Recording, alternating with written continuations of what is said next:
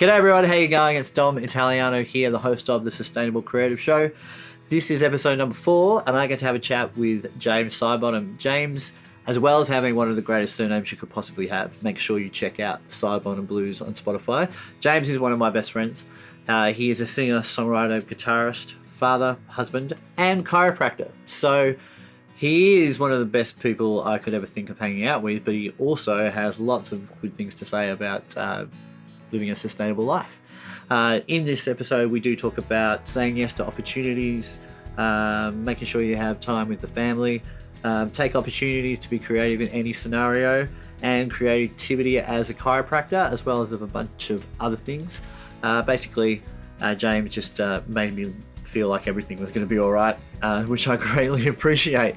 So I hope you enjoy this conversation. Make sure you subscribe to the podcast, or like the Facebook page, or give us a 5-star review, or just send me an email and let me know if there's anything else you want me to talk about, or any guests you'd like me to have on the podcast. It'd be greatly appreciated.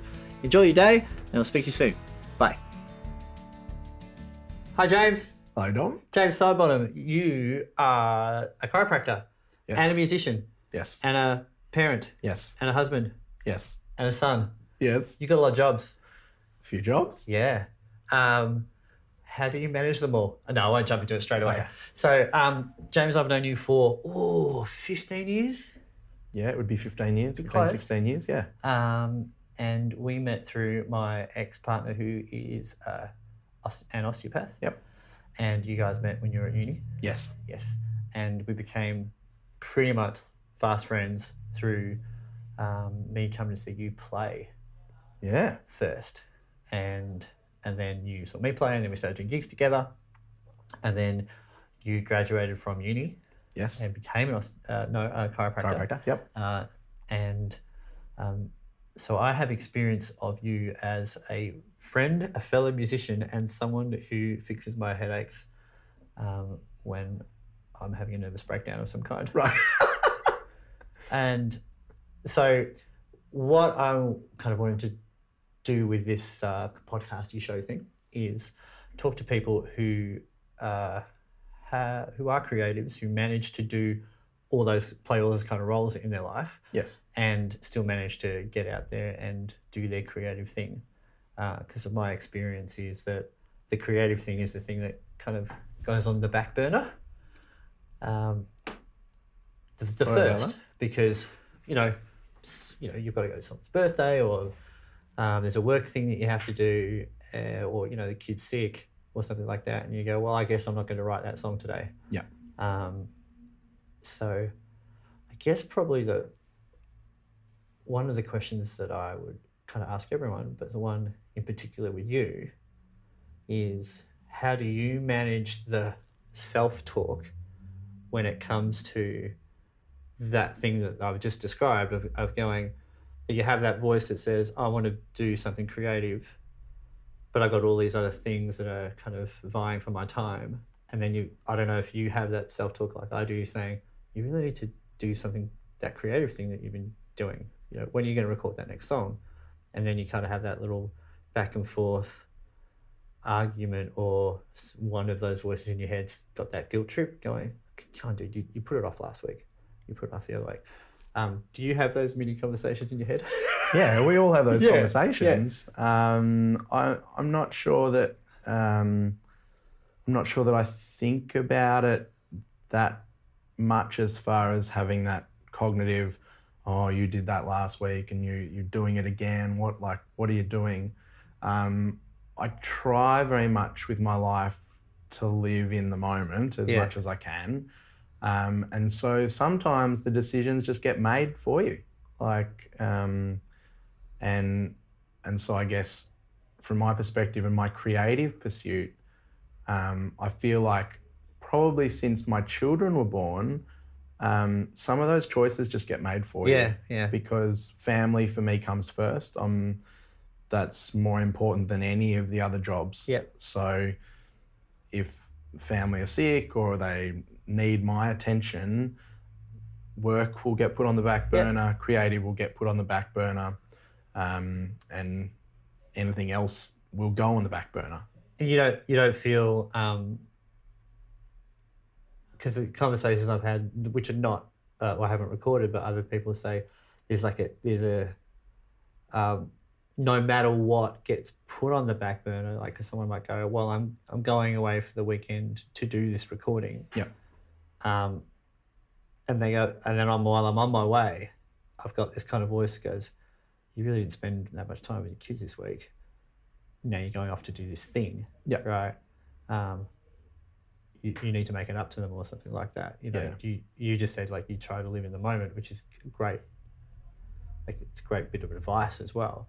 Do you ever have that voice when you're driving off, like you've left the kids with your wife on a Saturday night and you're going off to the gig, and the one kid was like going, "Don't go, Dad. Like you went out this morning. Like where are you going now?" And like she's kind of holding you back.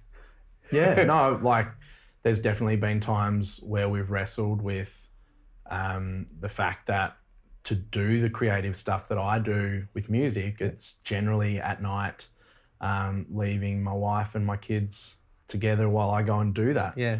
And sometimes that has felt selfish. But then again, at times, sometimes it's an income-based thing, so that's helpful to our family. So that's the cover gigs or the cover gigs, wedding. But I guess since I've had the kids, my original stuff has probably been a little bit shuffled back in the priority list. And so I look at the cover gigs as just another opportunity to be creative with regards to playing music. Yeah, it's just another opportunity. And so I feel like my wife's been incredibly supportive in supporting me to do that. Yeah. Because if I had someone at home saying, well, you can't leave me, or this is not going to work if you go and do that, I feel like that would probably suffer, like, because I would prioritize that. Yeah. Because that's more important to me. But it's funny, like with going back to what your head voice says or your self-talk is, very early on, my mum and dad, I think probably particularly mum, when I went to school, suggested that if opportunities come your way, like if someone offers you an opportunity, you should say yes. Like you should generally say yes. I mean, there's times when you should say no, but want some cocaine? Yeah. So, but if you're offered an opportunity that might even feel like it's too hard or it's going to be difficult or you don't know whether you can actually do it, sometimes it's just best to say, yeah, I'll give it a go. Yeah. And then something good will happen from that. Because if you don't say yes, oftentimes the opportunity won't arise again. Yeah, People will go, he says no most of the time.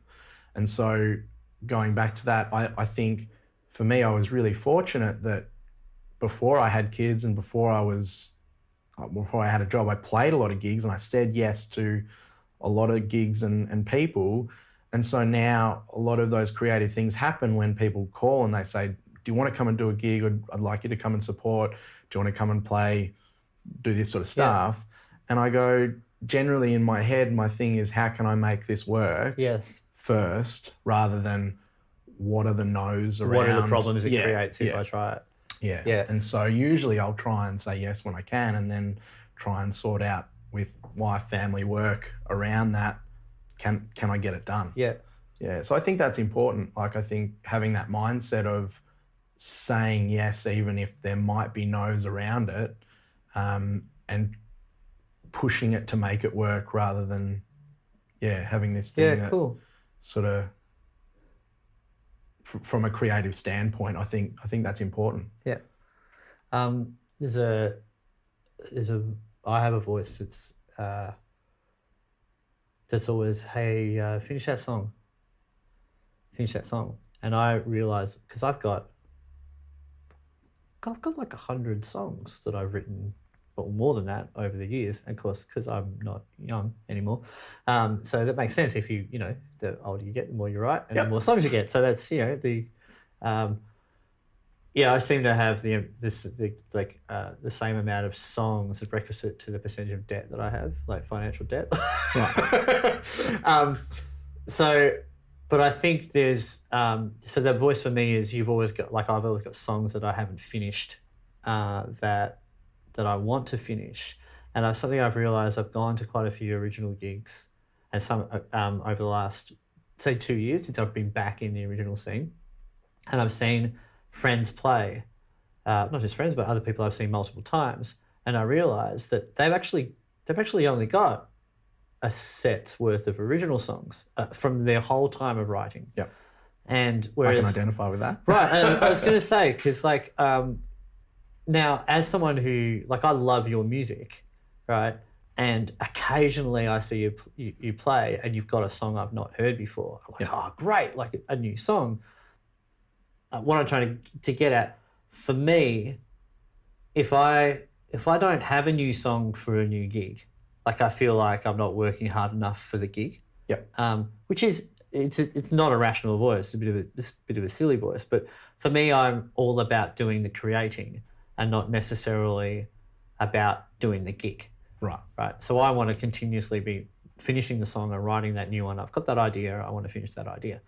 And I've noticed that most people are more like you in the sense of they don't seem to have or put the pressure on themselves to get the new song for that next gig. Yep. So I guess what I'm saying is you seem much more comfortable than I am about not writing as much. But you also, even in this conversation right now, you're just saying how, life's busy. You're not going to be able to write at the rate that you really want to. That's just impractical. Yeah. I'm not quite as resolved that that's okay. Yeah. But the more I ask people, the more they tell me it's okay, the more I'm feeling it's okay about it. So I guess if I put a question to you about that, do you have, when was your EP, your EP that you did, 2007? 9. 9, all right. Yeah. See, I'm selling you short. It's I was nearly like, 10 oh my years. God, it feels like 12 years, James. Yeah. So I would imagine you've got another EP's worth of material that you could record. Yeah. And probably every time you do a gig and someone who's got that first EP says, hey, when's the next thing coming out? Yeah. Right. Do you feel like a compulsion to go, oh no, I really want to do that next thing? Or are you just like, if it comes around, get an opportunity, I'll get it done? Yeah, a bit of both. Yeah. So sorry, it's a really long way to ask. No. So I guess it's going to be 10 years next year since I released my solo EP. Yeah. And part of me feels really sad that I haven't pushed to do more in that 10-year period. Because when it comes to 10 years, man, you've had plenty of time to do some more stuff. And you've done a lot of creating though, in the sense of, you've got 2 kids and in that time I've done some different creative stuff. Yeah. So I've written music for a film, I've written music and particularly lyrics and melody for a funk band, and we put out an album and an EP. Yeah. So and I've written songs in that time and I've played them live. Yeah. So there's definitely been creating, and that's how I reconcile the fact that there's not another James Sidebottom release. Yeah.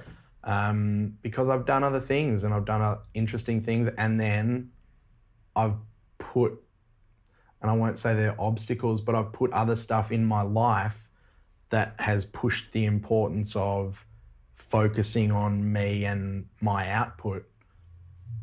It's put it out a couple of onion rings. Yeah, right. Okay. Out a little bit further. Yeah, ripples out. Yeah. Yeah. And so, I don't know, talking to a couple of friends that I play in a band with, they're excited about recording the stuff, and hopefully we're going to do some recording later in the year, which would be great because I'd like to get more stuff out there. Yeah. And it's definitely over time. But getting back to how you feel like it's not okay to do that, part of me goes, it's all right.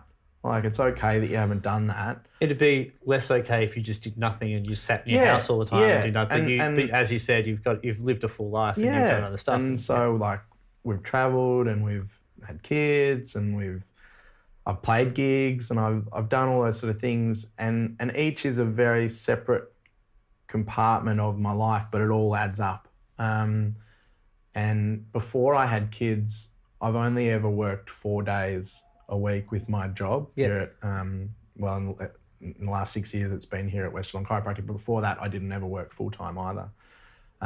So I've had that creative time. I've had a day off a week where I could devote myself to writing or recording or doing those sort of things. And now my day off is spent with my kids. My wife goes to work and I spend that day with my kids. And so my creativity on those days is I'll pick up the guitar with my kids and we'll write silly songs and they'll dance around. And so like we sing songs about being a tiger or dancing like an octopus or things like that, that for me, I'm probably never going to do that in front of lots of people as a creative pursuit. Yeah.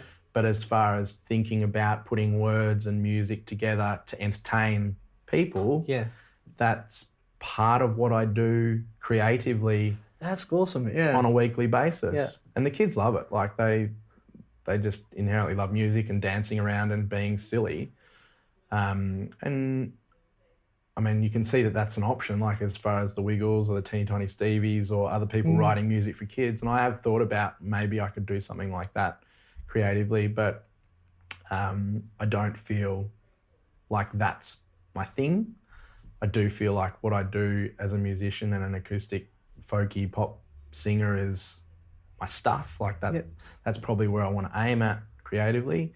But yeah, getting back to the question, I'm not sure what it was, but it's about, I guess, taking those opportunities to be creative when they don't even necessarily present. But even that, as you said, recognizing what that opportunity is as well. So instead of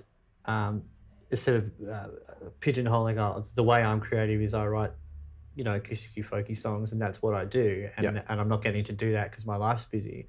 Like you recognizing that you're part of your everyday life, which is, on the 1 day a week that you don't work, you have the kids while I assume your wife goes to work to do what she does.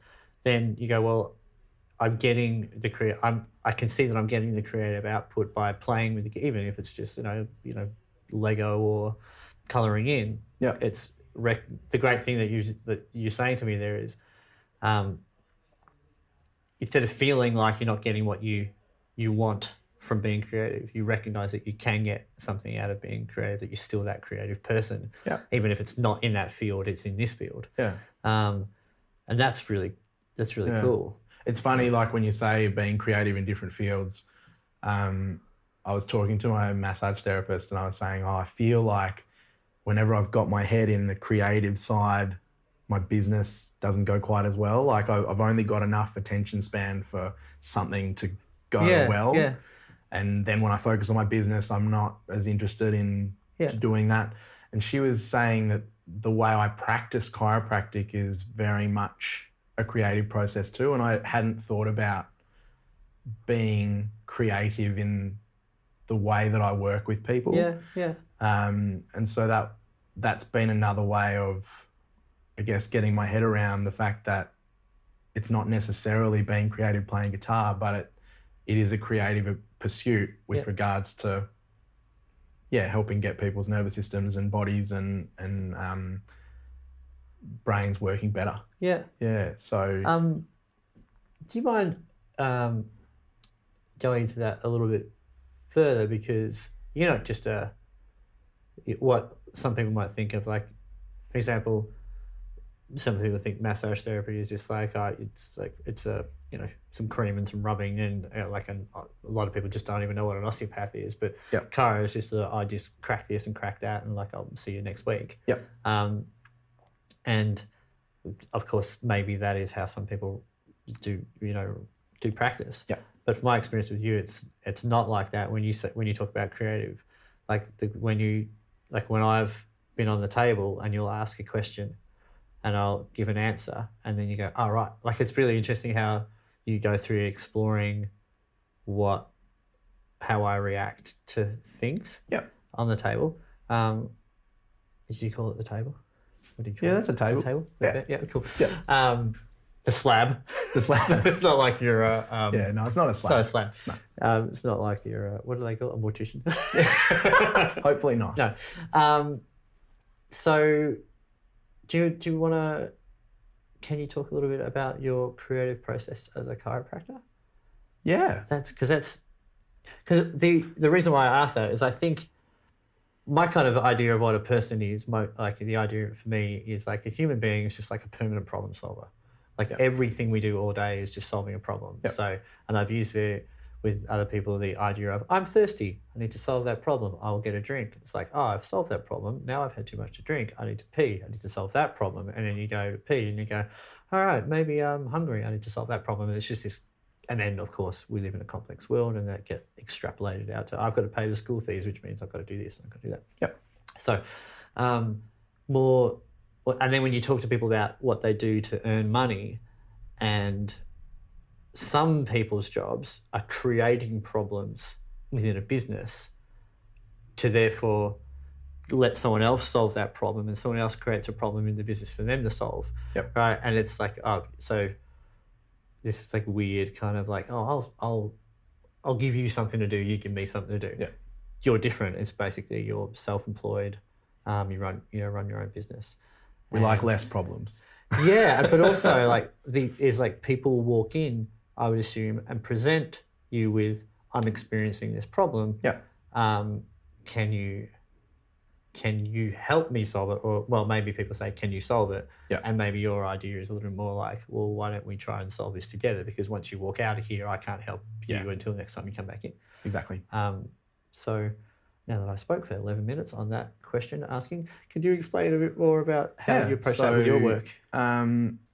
So getting back to why I hadn't thought of it as a creative process before is I guess I'd always just looked at it like I was solving a problem. Right. So this is my, like if there's a creative thing and that's kind of like, ooh, creative, this was like my thinking about things in a structured manner and getting to the bottom of a problem. And while it is that, when I actually went back and assessed it as, or from that perspective of this is a creative pursuit for me, it was interesting because it's almost like painting a picture of a person. Yeah. And so the person's there and they're telling you all that sort of stuff about what their problem is. But then there's a whole bunch of stuff that they're not telling you about. Yeah. And some of those things that they're not telling you about, you can find out without even asking, which is exciting. So some of my my testing at the start of a consultation will include a bunch of functional neurology testing. And so you get people to do crazy things like stand on one leg, close your eyes, walk on the spot. Yeah. How do you feel? Are you rocking around? Do you feel like you're swimming? Does it feel like you're spinning? Does it feel, how does your body feel? And a lot of these things, the body and the brain, they can't lie to you about that sort of stuff. Like you get that information in and so you've taken what they've told you and you've taken notes about that or what you think is important about what they've told you.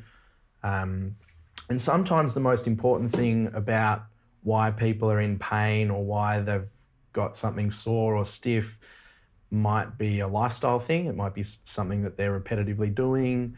It might be not necessarily that. It mightn't be a mechanical thing. It might be an emotional thing. And so somebody that's been through huge amounts of trauma, their nervous system will be a little bit different to a person that's pretty chilled and hasn't really had a lot of stuff go on towards them. You know, this is the fourth conversation I've had in this series so far, and every conversation has that's been brought up by the other person. So Laura was my first conversation. Yep. She's an osteopath, and we talked about how people hold memories in their body. The next conversation was with Ezekiel Ox, and he said he went to a Chinese med and he did some stuff, and it was like, this is a really old thing you're holding on to.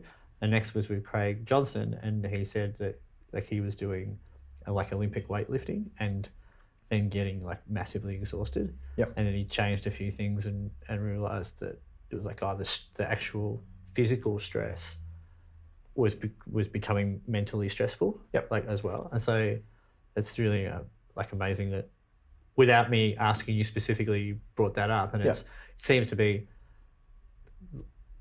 like if that's 4 different people talking about just life, bringing up about like emotional things that get held in the body, like it seems to be that that's quite obviously something that everybody has that we don't talk about very much. Yeah. And so sorry to interrupt you. Sorry to interrupt you, but So I'm really glad that that's been your experience, because for me that's my everyday experience. Is that people come in and they all have a different story, and it's interesting going into, I guess, those sort of experiences and how you hold on to them or not. Your experience of an experience could be great. Like you might enjoy that, but someone else mightn't really enjoy that experience. And so your neurology and your biology and your whole physiology changes in respect to a particular experience. And so someone might jump out of an aeroplane and their memory and that experience, it makes their body feel exhilarated and great. Someone else might jump out of an aeroplane and every time they think about it, they will feel like they need to grab onto something, go and hide. And it's just one of those things that our body and our brain do, is that they react to our experience. And so part of my job as a chiropractor and being creative with that is thinking about how those things might be interacting with the system. And that can get quite creative. Like of course. Because it doesn't then just become about this is your sore spot. Here, let's push on it, let's crack it, let's massage it, let's rub it, it becomes more holistic than that.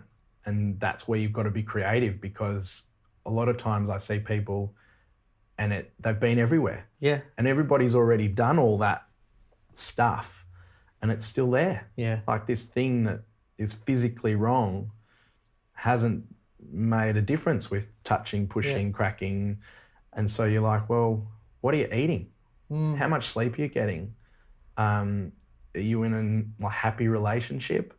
And all of those things can impact on someone's health. And so when I then reassessed what I was doing in my office, as opposed to asking set questions, going, this hurts, crack, see you later, which is probably not how I've ever worked. No, just how I've put it in my brain as this is how you are a chiropractor.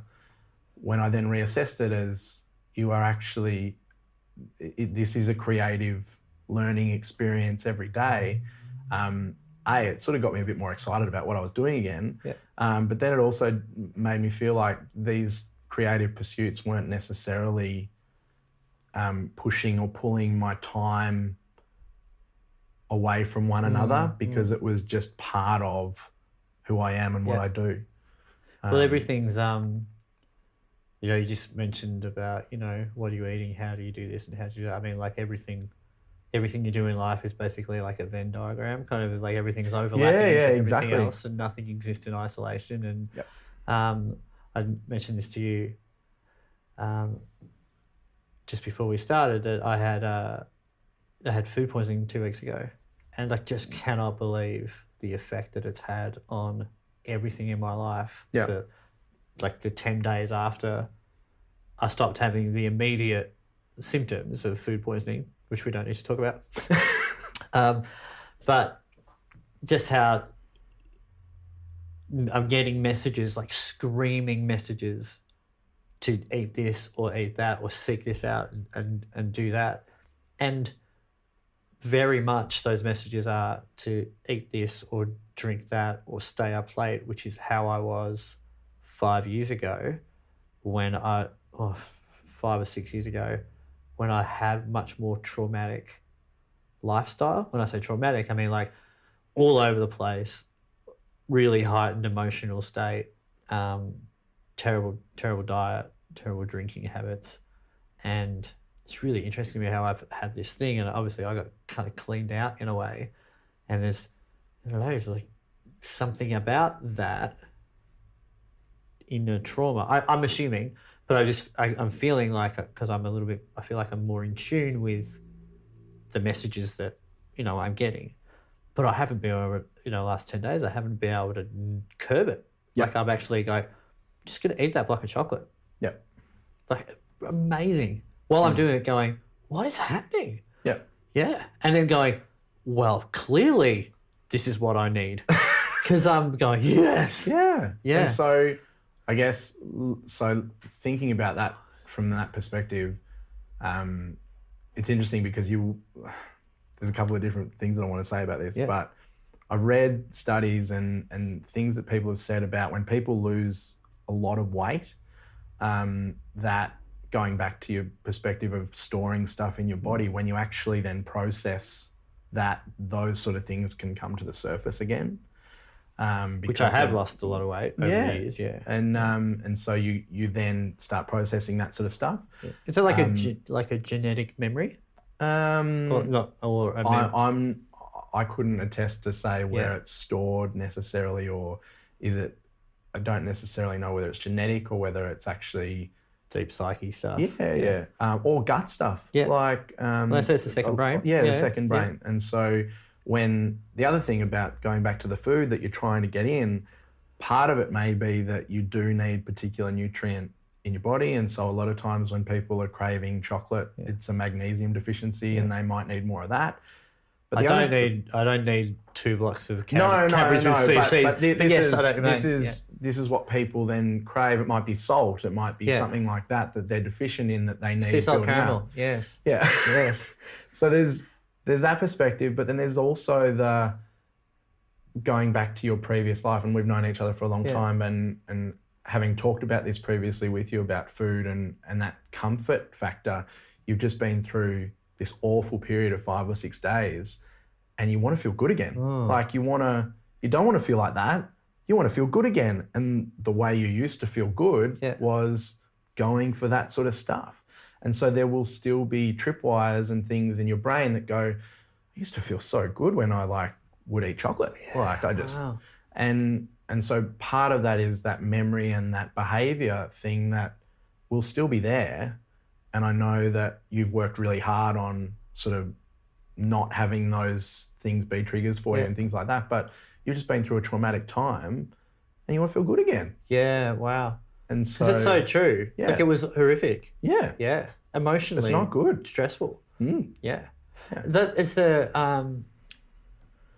Because I haven't been sick for... as far as I haven't had a cold flu type tonsillitis type thing where you're feverish and delusional and that kind of stuff. I haven't had that really for 4 years or so. Not a sore throat, nothing that the average everyday person gets. Because you've cleaned up, knowing you and knowing what you've done with your diet and your meditation and other things like that. You've really cleaned up your system. I've had a mental state too that's been pretty resilient. I don't know if resilient, but it has been not susceptible to letting stress lower my resilience, I guess. So I imagine that, I don't know much about this, but I imagine there's a lot about when you go through some stressful things and your body kind of shuts down a bit so that you shut down to look after yourself. So if you're high stress and your body goes, maybe we'll let you get a bit sick so you get the message to rest. Yeah. Because I think that's kind of what I think man flu is. Yeah. Because I think women are more, of course, don't mean to make a huge sweeping statement, but from what I've observed, women can say, I've never heard a man say this, I feel a bit dehydrated. I think men know what that feels like, right? Yeah. But you hear women say it all the time. So they something about getting messages about how their body is. It's I feel a bit like this. I'm just going to stop and look after myself. Whereas I think the caveman in men tends to do this thing where it goes, we just go until we die. we just stop. So like the idea of man flu is like, oh, you're not actually that sick, mate, but we're actually going to make you stop and go, because otherwise you won't, and then you will actually do some damage. Yeah. So that's how I felt like after this thing. And there's this fear as well of going, is this gonna end? I feel I'm bereft, emotionally bereft. I need to stop. Yep. Right. And then other part of you, the man brain going, you'll be right. You'll be right. Yeah. You hear men say, I'll be right. Yeah. And then they're not. Like, so, it's interesting about you talking about men and women and how they assess their bodies and how they feel. Yeah. Because that's what I'm dealing with every day. Yeah. And I would probably agree with you that women are more in tune with their bodies, but I also feel like these days we're getting better at listening to our bodies. Yeah. Do you think women are, because to backtrack a little bit on what I said, is it a little bit more like men and women are potentially equally in tune, but the idea that a man should be in pain after how the way they live their life. For example, my dad, he's retired, but he works on the farm. He's got like a hobby farm, and he's always aching and paining. And it's like, well, that's you spent 6 hours in the paddock fixing a fence. Yeah.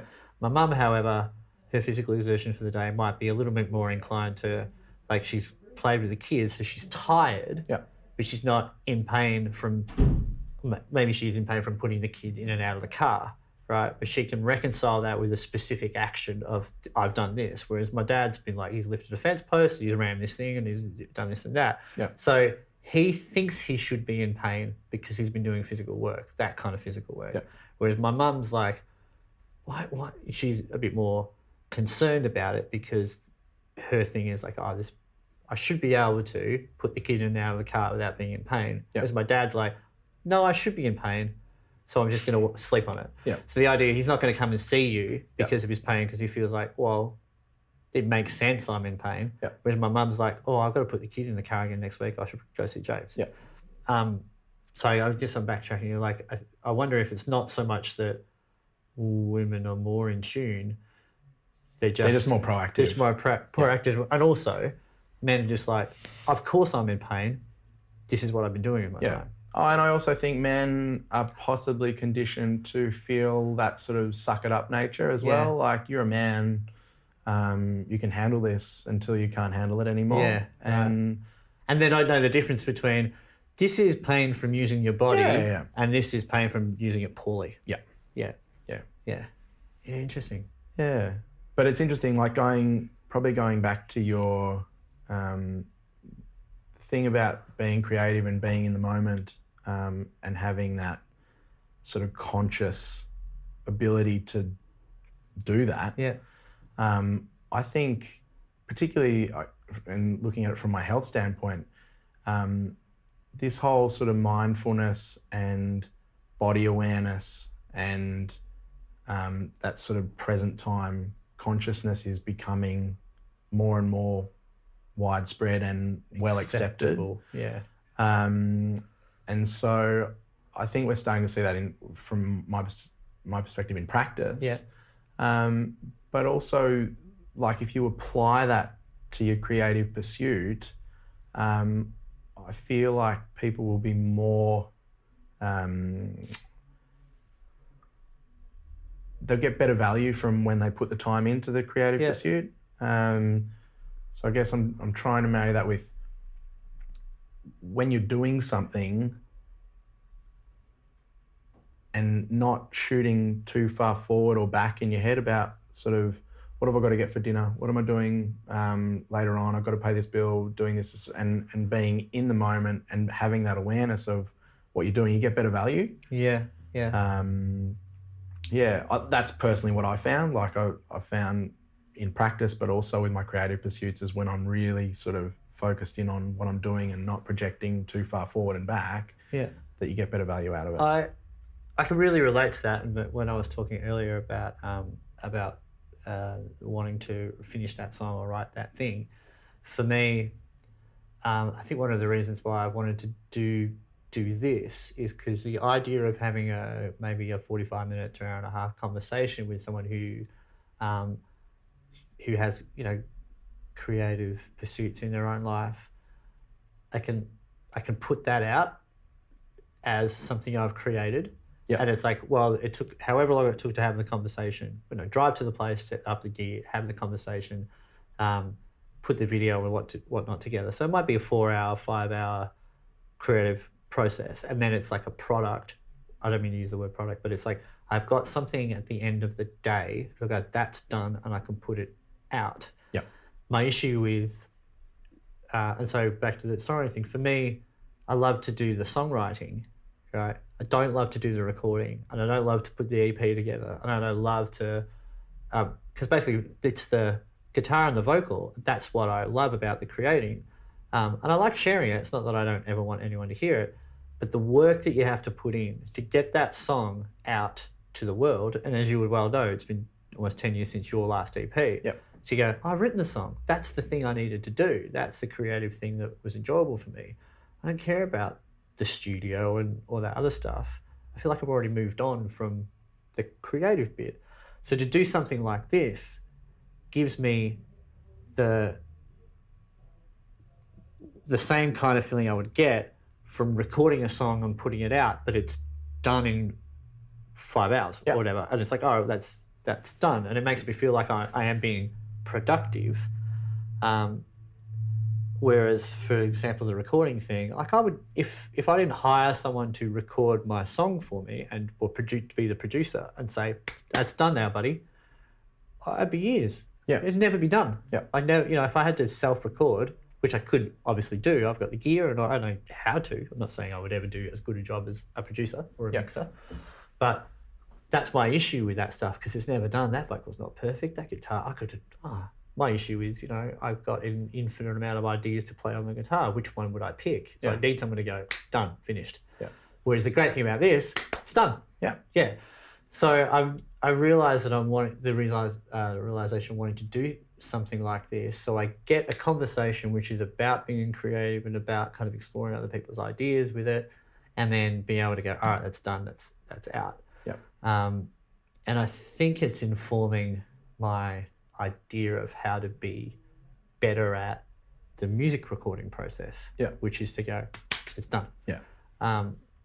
It's that Venn diagram thing where like looking for getting better value out of the things that I do and the time that I spend. Yeah. So I'm trying to relate that back to what you just said. But like when you're talking about that, I completely identify with the fact, not necessarily the perfectionism of it, but I feel very protective about putting myself out there in the recorded form because then you don't have any control over it. Mm-hmm. And when you listen back to some things, you might go, oh, I'm not really wrapped with that. Yeah. Because I did that. Do you know what I mean? Yeah, okay. Yeah. So I think part of my problem with my creative process in putting more stuff out has been that sort of want to be like it to be really, really good. Yeah. And that has been a limiting factor on my finishing things off a bit. So, because I like the recording process, I really quite enjoy doing that. Yeah. But it's once again reconciling the time to do that because it is time and space and funds and other things like that. So it's not easy. And it's not easy. No. What's interesting about it is it's never been easier as far as to go through the process of recording, which is a different version of creating. You got the initial I'm writing the song or I'm writing the script or whatever it is the thing you're creating. I don't think that's any easier than it ever has been for anyone. Yeah. Other than perhaps we, as a culture, we're very attuned to the history of, say, whatever our art form is. So, for example, I imagine when the Beatles started writing songs, well, they didn't have the Beatles to compare songwriting to. Yeah. So they were just like, well, whatever. Yeah. Like, that's pretty good. Sure, they had, the Cole Porter songbook and stuff, which is obviously great. But now we have the Beatles, the Stones, Billy Joel, Bon Jovi, Paul Simon. We're like, that's why there are some people who go, why would I bother? Yeah. Because surely all those great songs, who could ever be better? Yeah. You and I not like that. We're more like, well, we're not comparing ourselves. But there is, I guess what I'm saying is, writing songs is the same as it's always been. You just got to sit down and do the work. Yeah. But as far as the recording goes, like I remember my very first CD, which is 20 years old. I spent maybe $1,500 for an 8-hour day. Took the boys in with the band, recorded 5 songs live, sang one vocal, take over it, and we were like, "You've got 20 minutes left to do those 2 guitar solos." Yeah. Bang, bang, bang, done. And nowadays it's like, well, it's just you can do it in your bedroom whenever you want to. Yeah. So you've got better access than you ever had before, but you also don't have that person going, "Oh, I got to pick up my kids from school, so you got to do these 2 solos." Or you got to come back another day and spend another $1,500. Yeah. So it's interesting that it's never been easier in many respects, but even that means it's harder, because then you have to decide when you're going to stop. Yeah.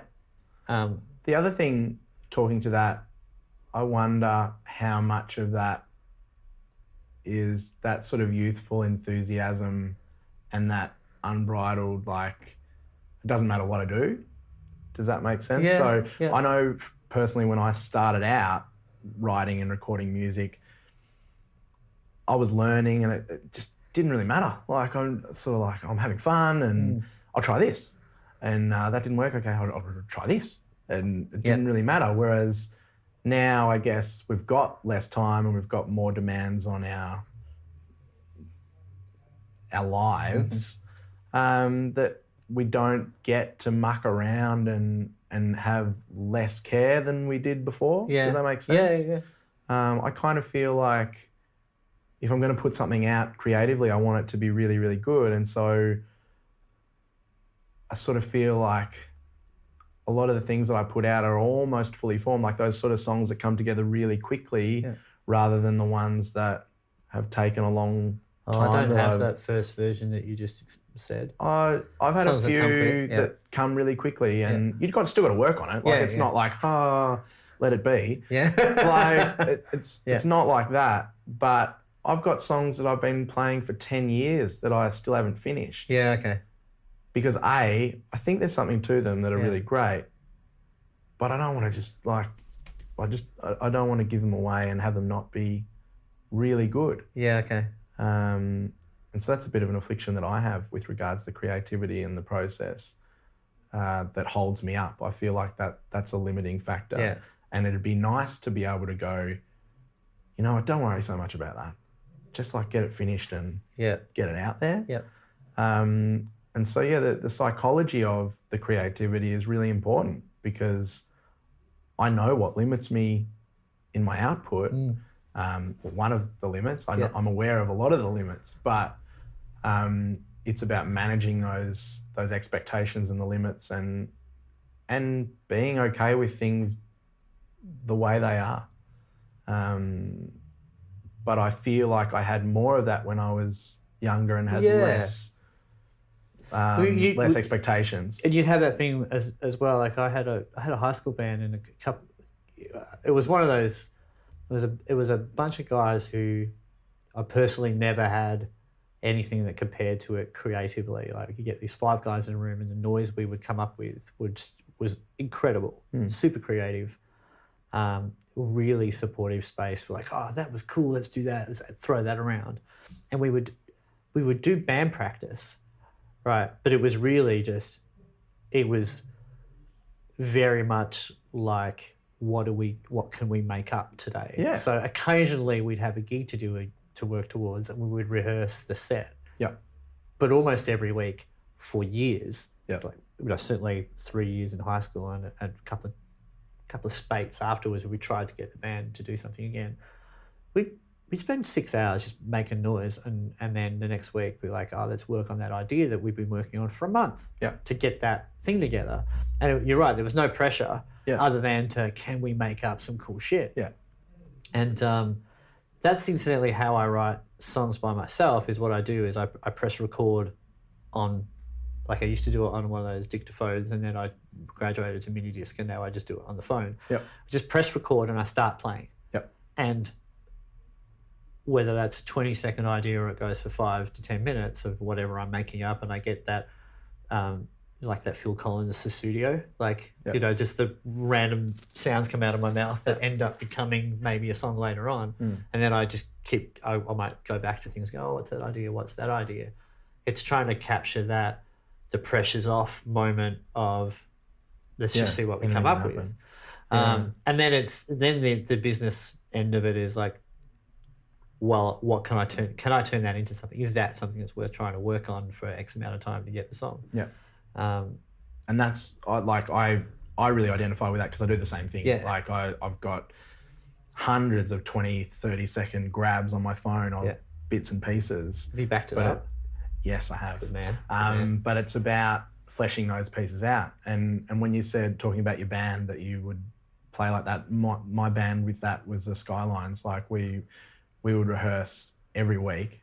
This is obviously before I had kids and other things that took up time. But that collaborative approach too, you've got, when you're a solo creative, like we're talking about, because that's our perspective, but when you've got that band and that collaborative process, you sort of egg each other on a little bit. It's magical, like isn't it? Like, there's sort of, and you can play, and then sometimes you're just not feeling it, or not everybody's in sync, or it's not happening. But when it happens and you all go, that, then you don't necessarily have to worry about any of the other stuff associated with getting it to where it needs to go, because it's there already. You all know, and you're pushing all in the same direction to get it done. And so I think as a solo creative, maybe it is about going back to your point of having a producer or a mixer, it's having a collaborative approach where someone can go, go that way, do that. That's what you need. Rather than being in that sort of solo space where you're like, is this good? I just wonder how many of those great licks that I made, like I've just come up with on the spot, that I've just gone like, whatever. That could have turned into something cool if there hadn't been another person go, what was that? Yeah. And then you go, and then of course what happens is you play around with something and it never stays the same as the original idea. Exactly. You mess with it. Oh well, you guess you'll never know. Oh well. No. But or unless you take those little 20 and 30 second bits and you turn it into a collaborative process, or you push it to a point where you get somebody in to give you some feedback. Yeah. And I guess that's the hardest thing from a solo creative outlet, is that you don't get the feedback. Yeah. You have to rely on your other voices in your head latching onto something. Or if you've date. got a supportive partner that you feel comfortable in expressing those ideas to, and they go, no. Yeah. Or, yep. Or, that was interesting about my last EP about, it was 2 years ago when I went and did a gig with these songs that I'd written, and I was terrified. I was like, everything for 10 years before that, I'd run past Liz. Yeah. I go, what do you think of this? And she had a great ear for stuff too. She was really musical and a real fan of just kind of diving into music. So she would go, oh, that's really interesting, and that's cool. And I sort of felt like I had a safe place to take a rough idea. Yeah. So these other things, I had these songs that I'd written, and they were done in my brain. They were done, and then I went and did this gig so sheepishly, going, what do you guys reckon? In front of like a room full of people who, I mean, there were 24 people there who loved me and supported me, and they were like, they're really good, man. You should do something with that. I was like, I wasn't sure, because I hadn't, like that process that I'd established for 10 years was gone. Yeah. So I was like, I'm just like I had zero perspective on my own stuff. Yeah. Other than I've been working on these for a while. And you like it? Well, yeah, but I wasn't. I guess that just shows how that thing I say quite often. You get good at what you practice. So if you get good at deferring to someone who you trust, you get good at that. And if you don't have that anymore, you go, I'm not. I'm now a beginner at not having someone to share that with, and so I don't have a perspective. Yeah, it's funny. But just I realise we're now at 53 minutes. That's how quick this goes. Yes. And you probably have a patient in I do. Do you have a patient in soon? All right. Just very quickly, your experience with the Idol stuff, the Australian Idol stuff, which for me, as someone on the outside looks at those like singing shows and just kind of like, well, A, it's a TV show, it's got nothing to do with music. That's my perspective. I don't know if I'm right. But also the idea that I would say so many of the people that get through who have a voice, and clearly they've got great voices. I always laugh when they talk about them as artists, because it's like, when I say laugh, I don't mean to be a jerk, but it's like there's so many people can sing. There are lots of people in the world that can sing who've never done anything particularly creative with their voice other than just sing in the shower or in the car. Yeah. And did you feel that when you went in there, like, you know, like, I'm a creative person and you guys are just telling me that I'm not allowed to be. I have to just do what you tell me to do. Did you have like a visceral reaction when they were... Oh no, my visceral reaction was definitely around other things with regards to... Is it like the way they treated people? Manipulated them and tried to get TV out of them? Yeah. So I had issues with that. But no, I would slightly disagree with you on the fact about people not necessarily being artists. In your group, there were quite a few people who... Oh, yeah. And real artists, most of the people that I met and that I gravitated to were all songwriters, because that's who I like to hang out with and that I'm interested in spending time with to learn from and things like that. But I also met singers from the show, and I think it's the intention of it. Like, I think if you intend to use your voice as an instrument, that's creative. Like, you're creating and you're an artist. Like, I mean, there's plenty of people that I've been to see. Most of the musicians that I would go and see are singer-songwriters or in a band that are collaborative rewriting. But I mean, there's people that I've been to see that are singers that sing people's songs, and they're artists. Sure. Because their intention is to create a feeling or invoke all those things that we're trying to invoke as songwriters. Oh, look, I do it for a job. I like it. My job is as a, you know... and so getting back to, like, when I play the cover gigs, I have to look at that as, from an artist's perspective, A, because I don't usually play the songs the way they're written or in the same key or sound like the artist that I'm trying to copy. It's another opportunity for me to be an artist and be creative with my voice and how I use that in that context. So the Australian Idol thing was funny because all my visceral and feel about that sort of creative and artists, it wasn't about that because most of the people that I met were there for good reason. Like, they have a great voice, they can sing really nicely, and they can make people feel. And I think that's what we're trying to do as creatives, is have that opportunity to make people feel something. And so whether you're an artist or not, I don't care. Like, if you're making people feel, I think you're there. I think maybe that's my limited experience with watching the shows, those kind of shows, and how they manipulate it for TV, and about how I love that I'm looking over here to try to find the answer. Like, I'm looking past where any of this is happening. Because I guess what I'm searching for with it is, it comes across as there are some people who are definitely career creators or career musicians, or like, you know, they're about making the art, but there's the ones who... there's definitely ones that are there to be famous and they can sing. Like, and I understand that difference. Like, you can pick the people that are there to try and increase their reach because they can sing. But I think on the whole, most people that are there to sing want to do it to get in front of people to do it. Like, I think most, like, I don't want to be that cynical that the majority of the people on the show would be that way inclined. I'm glad you said that, because I think one thing that has come up in conversation in my podcast with Matt about one thing I recognize about myself is if I don't like something or don't appreciate it, I now understand that most of the time it's because I'm not ready. Like I use Jeff Buckley as an example. I remember when Jeff Buckley came out and I was a young I was specifically a guitarist, and I was learning how to play and I was concentrating on that. It was definitely the technical rock aspect of playing guitar and then classical.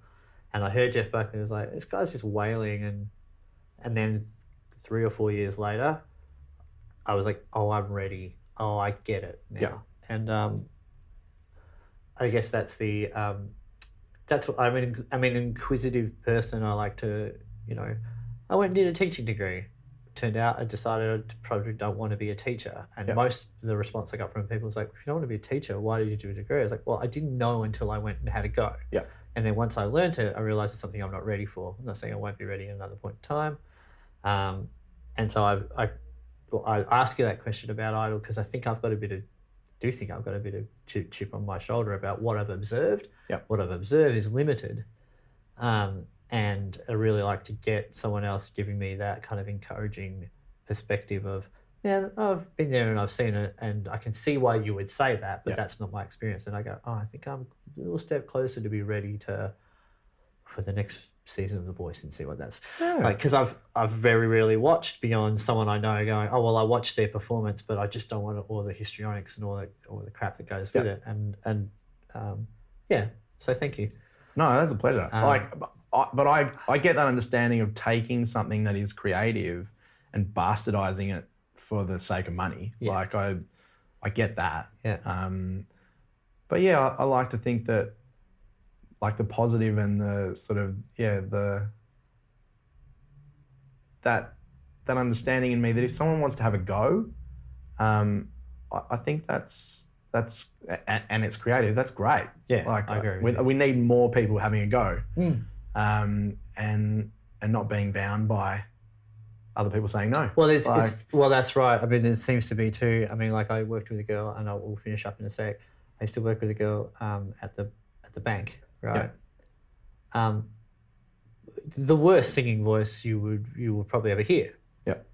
God, did she love to sing? Yeah. And everyone else but me told her not to sing. Because it didn't sound nice. Mm. Right. But I kept saying, if you want to sing around me, sing at the top of your lungs because I can see how much you love it. I don't care how it sounds as much as it actually makes me feel good that you feel it's okay to sing. Yeah. Because so many people have told you that's awful, stop. Right. And also I recognise that the more you do something, the chances are you'll get better at it. Yeah.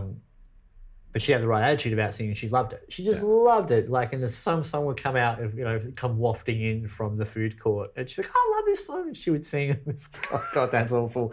But it was just so great that she felt comfortable doing it. Yeah. So I think you're right. It's like, if there's an opportunity, people should be encouraged to do stuff. Yeah. That's way better than them feeling that they can't. Yeah. Cool. That's good life philosophy. Yeah. Yeah. I think so. Yeah, cool. Thank you. Pleasure. Enjoy the rest of your day. Thank you. I will. I like that we took the opportunity to do something like this because we tend not to spend anywhere near as much time together as we should. It's true. So we're busy people. For life, I'm going to go home and do some creating. Yeah, hopefully. Cool. Thanks, man. Thanks, Dom. All right. That was an hour. Perfect.